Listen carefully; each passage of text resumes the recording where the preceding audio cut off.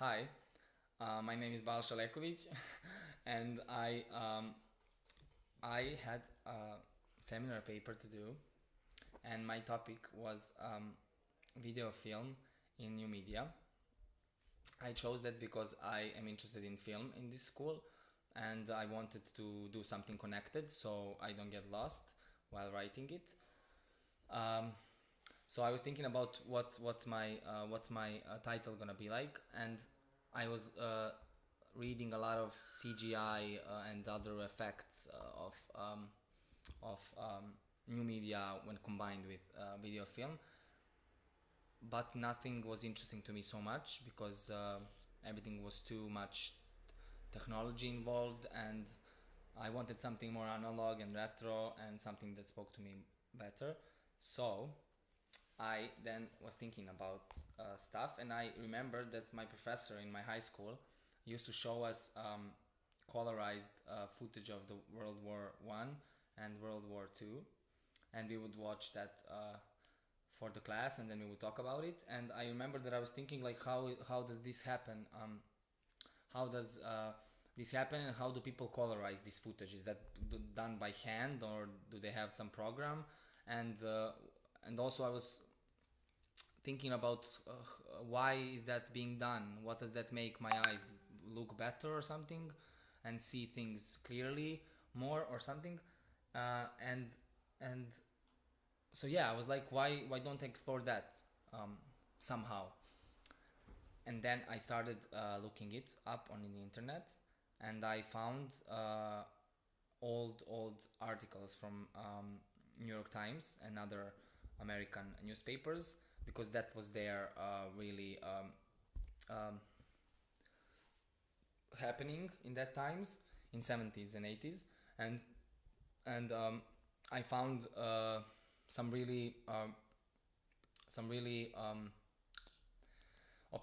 some really some really hardcore opinions about colorization, where directors and the colorization people were fighting with each other because the art was being ruined and stuff like that, and it got really interesting. um, but there was only these articles. There wasn't so much information about actually a political view of that or something like that. It was mostly just articles where they uh, combat with each other about colonization. And also, of course, I went in research for the actual how to colorize um, stuff. And I discovered actually who started that, the colorization company, and how did they have the permission to colorize classical films at that time, because if the directors didn't want that, how is that possible then? But then I realized that ownership plays a big role in that, and that whoever owned the film could do whatever they wanted with them, with the film. And directors didn't have much say to that, except they spoke to a lot of people, because with the fans, and they could influence them in that ways. So, long story short, I learned a lot from my seminar paper, and I really actually discovered.